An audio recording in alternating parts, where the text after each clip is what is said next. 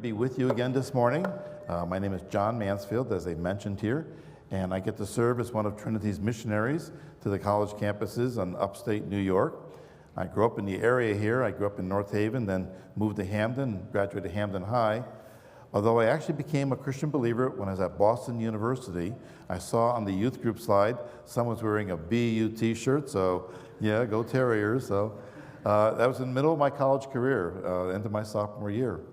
And when I graduated, I thought, well, I think I should join the campus ministry for just a couple years, just to serve on the college campuses. And at the time, I knew no churches back here in the area at all. I didn't grow up in a Christian church at all. And so I found Trinity almost immediately, and a pastor by the name of Wallace Bloomquist said, "Here, young pup, I can show you around a little bit," took me under his wings. And as I joined the staff of Campus Crusade, and it's now actually been a partnership with Trinity, being your representative to New York for the last 50 years. So thank you so much for your partnership with us there. And we're still going strong over there. And I actually now work with the Asian division of the campus ministry of Campus Crusade. It's called EPIC Movement, and working mostly with international Asian students who come to the U.S. and with Asian American students. Well, 2 spring breaks ago, we took our students on a spring break missions trip, and we went down to Lancaster, PA, to work with Unto. That's a humanitarian arm of Cru, Campus Crusade. We were packaging up materials to ship all around the world to help people in need. And I said, as one of the bonus things that we're going to do down there, we're going to go see something called Sights and Sounds. And they all said, "What was that?" And I said, "Oh, you're going to find out." Now, some of you have been to Sights and Sounds, a huge theater production down there. It was actually my first time, but I've known about it for years. And so we went, and we saw the production of David down there. It was fantastic. Well, afterwards, they said to me, "That's a fascinating story. Can we learn more about David?" Sure. So for the past year, periodically on campus, we've been doing talks about the life of David. And again, since many of the students come from overseas, become believers on campus, they know nothing about the life of David. So it's all fresh and new to them. I thought maybe I'd share with you a little bit, one of the talks we had this past year about the life of David. Might be more familiar to you, but then again, there might be something new in it. And that's going to come to us here. We call the series The Treasury of David here, Golden Lessons from Israel's King. And of course, one of the first things people sometimes ask is they say, well, why should I care about something from an Old Testament? You know, it's 3,000 years old as a book. But in the New Testament, the Apostle Paul says, the things that happened to them in the Old Testament were examples for us, and they're written for our instruction. And so, the example that we have then leads to a vision which comes to our own personal life, and hopefully then as we get that vision, it transforms us and makes us more into the image of who God intended us to be. So, just to get a little background here so we know where we're at. If you're familiar with the Bible, this would be quite common to you. But the Jewish nation was begun by a man named Abraham. Went through many generations of sons and daughters, till eventually the Jews end up down in Egypt, where they need to be rescued. A man named Moses is raised up by God, rather reluctantly at first, but he tends to get in there. And then he leads them out of Egypt, up to the edge of the promised land. When Moses dies, a man named Joshua takes over, and he conquers the promised land, the land of Israel, or Palestine as we call it, and brought them into the promised land. After Joshua, there was not one single leader that could be clearly identified from time to time. It just periodically, God would raise up somebody whenever they needed a victor to help them throw off some local oppressor, some neighboring tribe that was attacking them. We call them the judges. The last of the line of the judges was a man by the name of Samuel. And this would have continued on like this, except the people at this point pressured him. And they said, we want to be like all the other nations. We want an actual king. Samuel tries to warn them, this is what the king will do. No, we want a king. So Samuel gets permission from the Lord to go and anoint a king. And he anoints a man named Saul. And Saul's son is Jonathan, who would be naturally the next person in line to become king. But Saul's going to fail.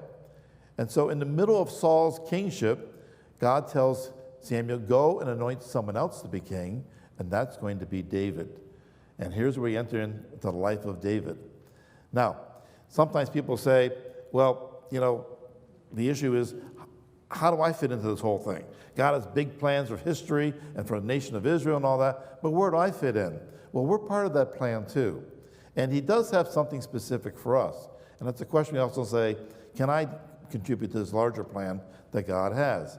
And if it's one thought I want to leave you to today, it's simply this. Because God has a plan for his people, we can confidently enlist and be a part of that larger plan as well. So, today we're going to talk about David and Goliath. You say, oh, I know this story. I heard it when I was a little kid like this tall here, and I grew up, and we all have probably heard the story. But there's also other lessons in there too. I think we might be able to get out of it. You tell me afterwards if there's anything new which seemed to strike you today, okay? So let's get a little bit about the background here. Here's the situation. Israel's in the land of Palestine, mostly in the mountain areas, but on the plains near the Mediterranean, there's a group called the Philistines. And they have conquered and made several large cities down there. And the Philistines and the Jews are constantly going to be at war against each other. So the Philistines at one point come up and they gather together for battle. They come to a place called Soko, and they belong to Judah. And then they camp between Soko and Azekah in a place called Ephes-dammim. If you get a little map, you can pinpoint where they actually were. So Saul and the men of Israel gathered together to go down and fight them. They drew up in battle array. They go down to Elah, and the Philistines stood on one side of the mountain, and Saul and the Israelites stood on the other side of the mountain, and there's a valley in between them. A little picture there of the valley, or if you want to go a bit closer, see Goliath is on the left with his Philistines, and Saul and his men are going to be on the right. And the valley of Elah, with a little brook rubbling through the middle, is dividing between them here. Well, a little bit about King Saul, just to get us up to speed here. King Saul had been selected as king. And when Samuel appointed him, it looked like it was going to be a pretty good choice here. Samuel took a flask of oil. They went through an anointing process here, and he anointed him as king and ruler over Israel. And when Saul stood up, he was a head taller than everybody else. I mean, he was a center on an NBA team. Okay, and look, whoa, this looks like a king. This is the man.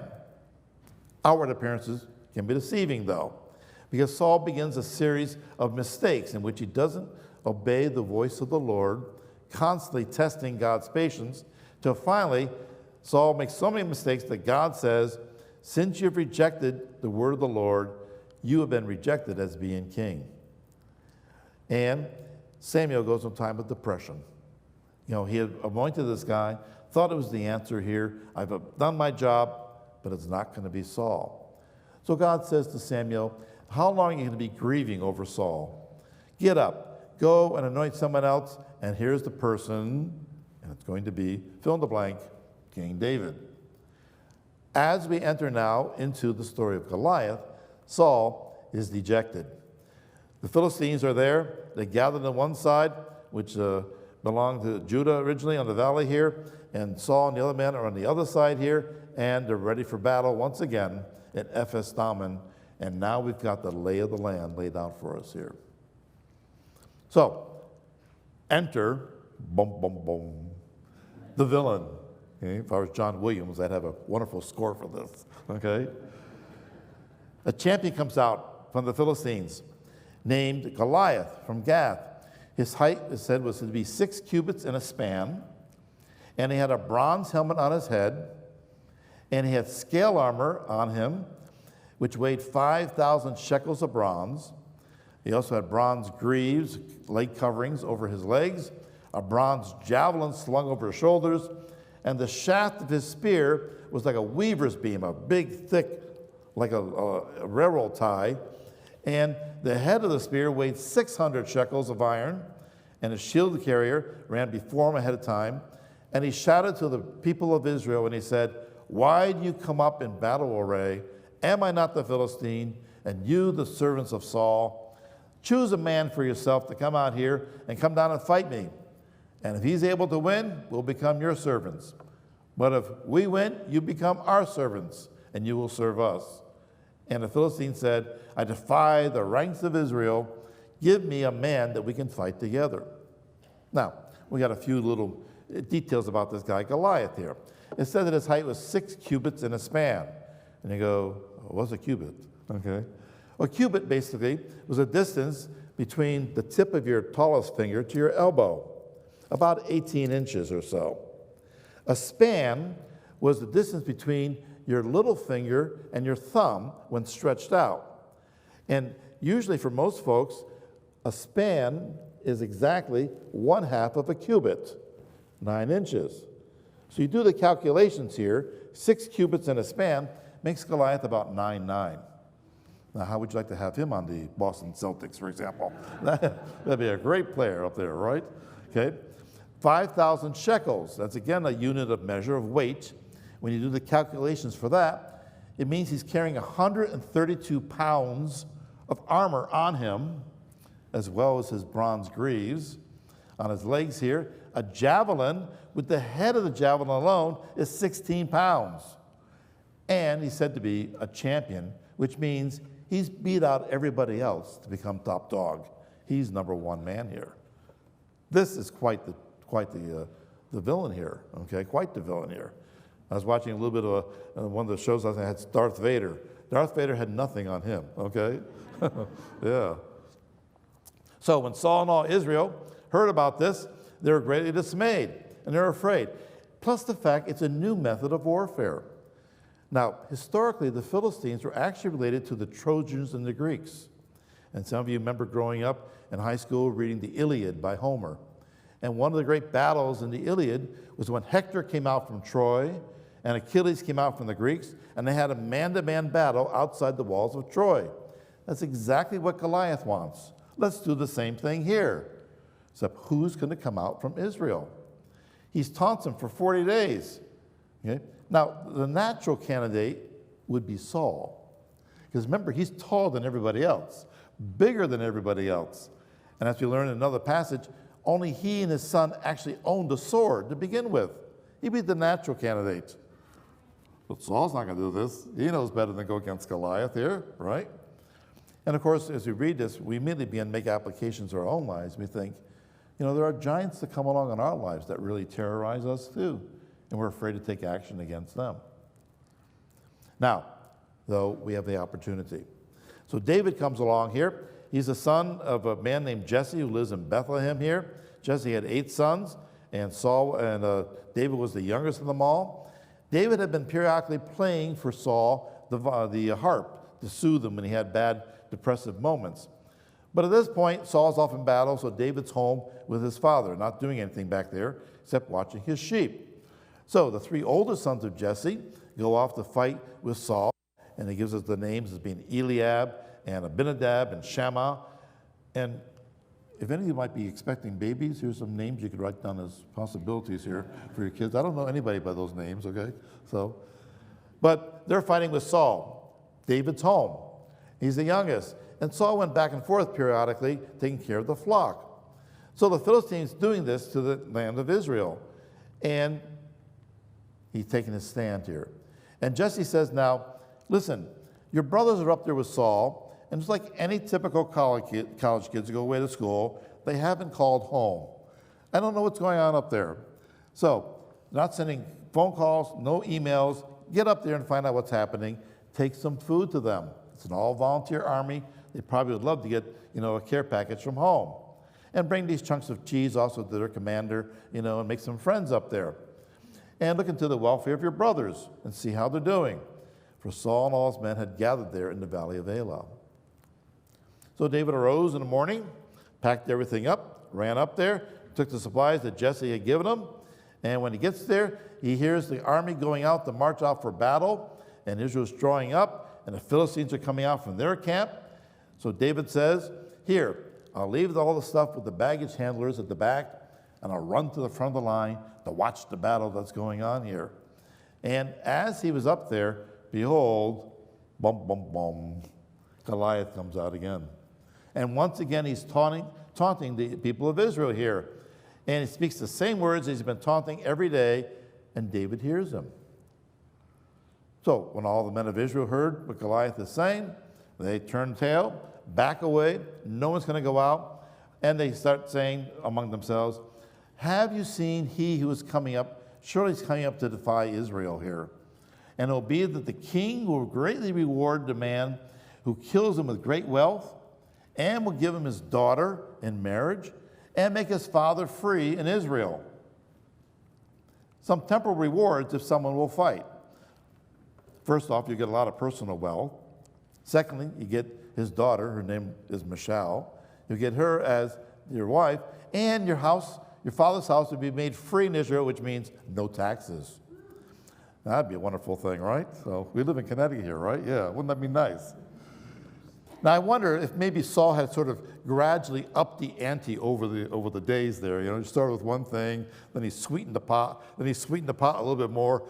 He's not going to go out. He needs someone else to go out to do this for him here. But the bigger issue here, David sees, is that Goliath has taunted the living God. That's the bigger issue underlying it all here. David speaks to the men and says, what will be done for the man who kills this Philistine and takes away the reproach from Israel?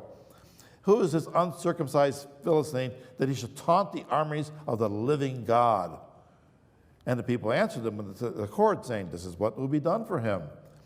And Eliab, his older brother now, decides to try and set up the young kid straight. You know, some of you have siblings and brothers and sisters.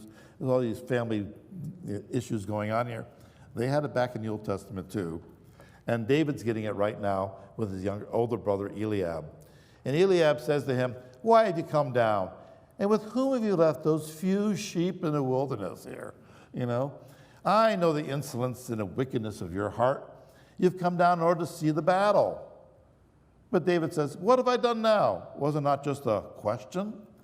Now, actually, this may be a little bit more than that. The word question there in Hebrew is the word debar, which is usually translated as word. And so David's saying, what battle? It's just words that I'm hearing. I'm not watching anything. A little bit of give and take between the brothers here. So he turns away, talks to someone else here, and they hear it. And the words now get reported to Saul. And so he sent for David and said, who are you? What's going on? And David says to Saul, let no man's heart fail on account of him, for your servant will go and fight against this Philistine. Saul's looking at him. You're the youngest by far. Your three older brothers are here. There's a bunch in between that didn't even come up. Saul said to him, you're not able to go against this Philistine. You're just a youth. He's been a warrior from his youth. And David said to Saul, your servant was tending his father's sheep. And at that time, a lion or a bear came along and took a lamb from the flock. And I went after him and attacked him and rescued him from his mouth. And when he rose up against me, I seized him by his beard and struck him and killed him. Your servant has killed both the lion and the bear, and this uncircumcised Philistine would be like one of them, because he has taunted the armies of the living God. And David said, the Lord who delivered me from the hand of the lion and the bear will deliver me here as well from the hand of the Philistines. He will deliver me. And Saul said to David, go, and may the Lord be with you. He said, I've had a little bit of experience along the way, and God's been with me then, and God is with me now because he's the issue here. That's the true story that's going on. He's the youngest in his family, age maybe 17 or so. He only played the harp up to this point. That's all we really know of. Now he tells us about his adventures with the sheep. But he knows he's been anointed as by God as king, and he knows that God is sovereign over the affairs of Israel. And the big issue here is Goliath has taunted the living God. Because God has a bigger plan for his people, we can know that as individuals, we can enlist and be a part of it as well. And David's enlisting to be a part of that plan. So Saul says, let's get you ready. So he picks David up, puts his own armor upon David here, a bronze helmet on his head. He clothed him with armor. David girded his sword over his armor, went to walk, but he can't really move that well, with all this clunky stuff on him that Saul has here. And David says to Saul, I can't go with these because I've not tested them. And David took them off. Now, a sword was actually a good gift from King Saul. In 1 Samuel 13, we learned that only Saul and his son Jonathan had swords because there had been an embargo about shipping up materials into the Jews. So they're the only ones who actually had swords available to them. And the armor may have basically sort of fit David. They may have been able to strap it around here, but the issue is that he's never done anything with this thing before. He doesn't know how to move with this thing. It's like putting on a Halloween costume, how do I move around here? So David takes them off. So he picks instead a stick in his hand and chooses for himself 5 smooth stones from the brook of Elah, and a shepherd's bag he had in his hand with his pouch, and took his sling in his hand, and then he went and he approached the Philistine. So he takes in his hand 3 things: a stick,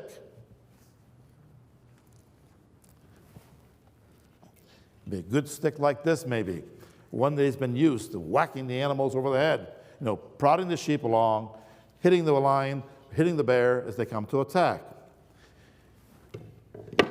He also takes a sling. And here's a replica sling from the time of Israel here.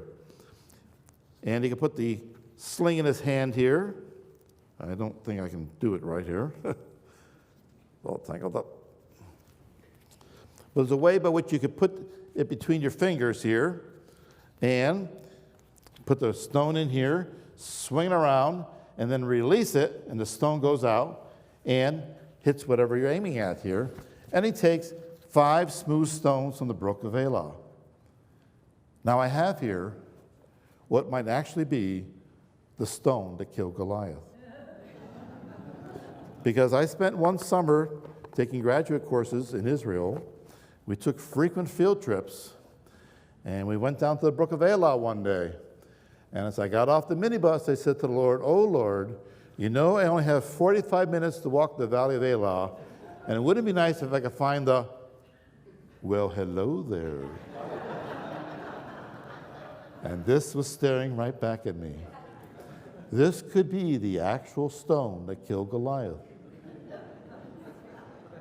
Nah, probably not likely, okay? Not likely.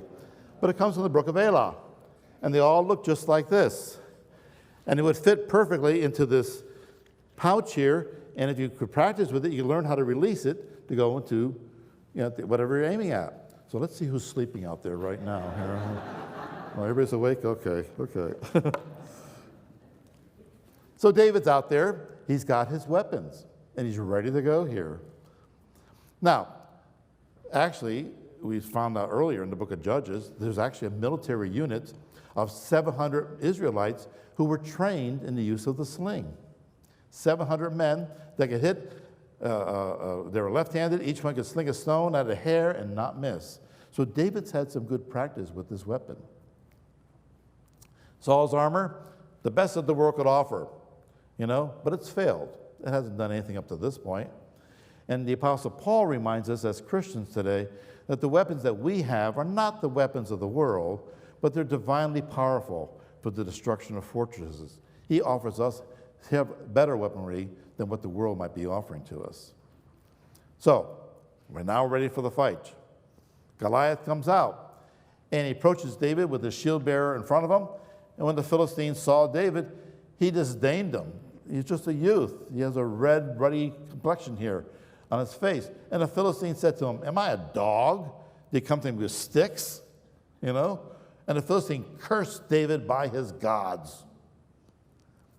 And the Philistine also said to David, "Come to me, and I'll give your flesh to the birds of the sky and to the beasts of the field." And David said to me, "You come to me with a sword, a spear, and a javelin, but I come to you with a stick? No. I come to you in the name of the Lord of hosts, the God of the armies of Israel, whom you have taunted. This day the Lord will deliver you into my hands, and I will strike you down and remove your head from you, and I'll give you the dead bodies of the army of the Philistines this day to the birds of the sky and to the wild beasts of the field, that all the earth may know that there is a God in Israel. And all the assembly may know that the Lord does not deliver by sword or by spear, for the battle is the Lord's, and he will give you into our hands. It's the Lord of hosts, the name of the Lord, the armies of the living God. The issue here is God's glory. God's glory. and David sees the broader issues that's at stake. So it happened, and the Philistines came, and he drew near to David, and David ran towards him, actually, didn't shrink back. And David put his hand into his bag, took from a stone, and slung it around his head, and struck the Philistine in his forehead. And the stone sank into his forehead, so he fell on the ground. And David prevailed over the Philistine with a sling and a stone. And he struck the Philistine and killed him, but there was no sword in David's hand. So David ran over and stood over the Philistine and took the sword out and killed it, and took it out of his sheath and killed him and cut off his head with it. And when the Philistines saw that their champion was dead, they fled, and the men of Israel and Judah arose, and the men of Israel went after them. So the stone may not have actually killed Goliath directly. It certainly has knocked him to the ground and all that. So David says, just to make sure, we need a sword at this point. And so he has a sword.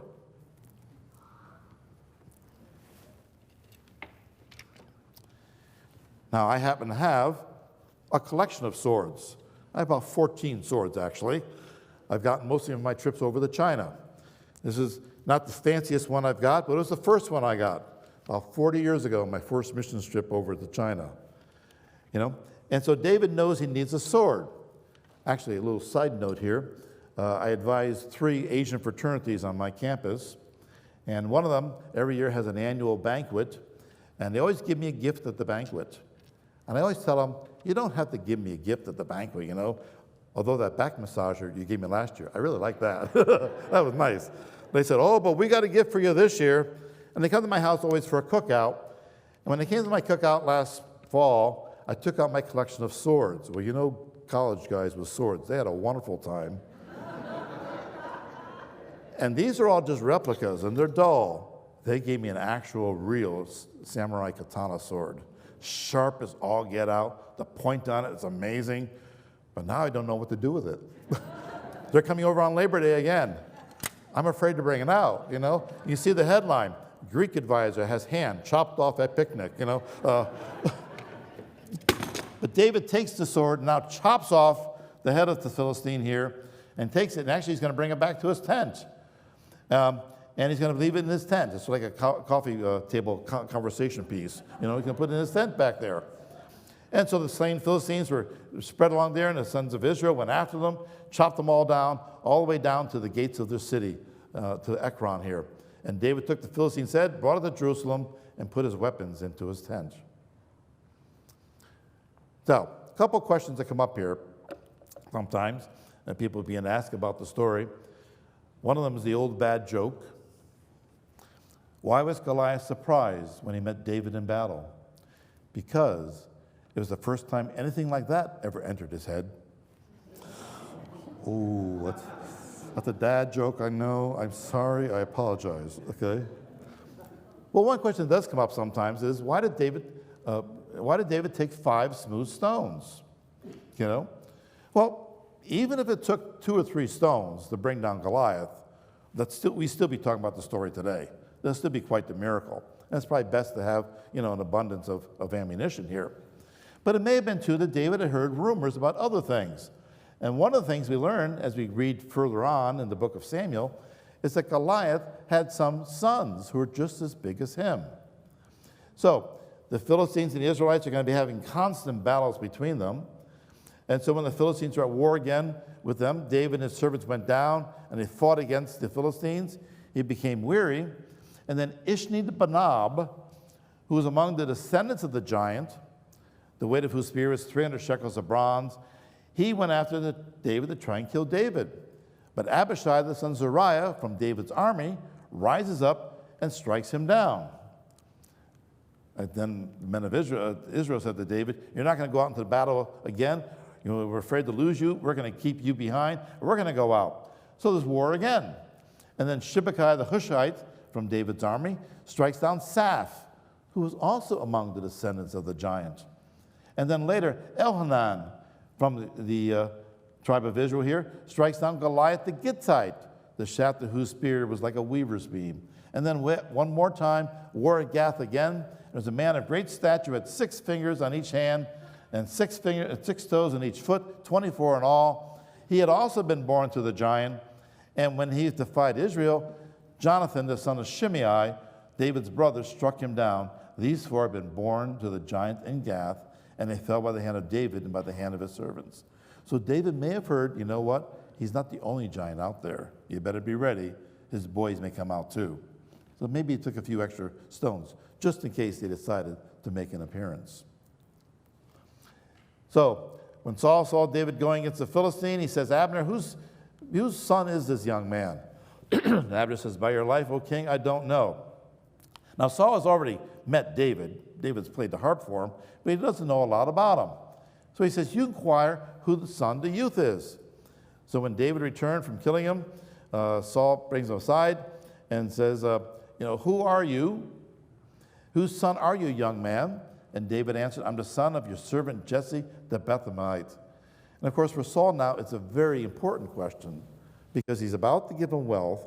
He's also about to make him his son-in-law. Who's marrying into my family? And he's also about to take his family off the tax rolls. How much is this going to cost me here? Okay, so Saul needs to make a few more inquiries about who David really is. Okay, let's make a few applications from this story. We generally say, when we look at a narrative of Scripture, it's good to look at applications in 3 different levels. The first level you talk about is the individual level.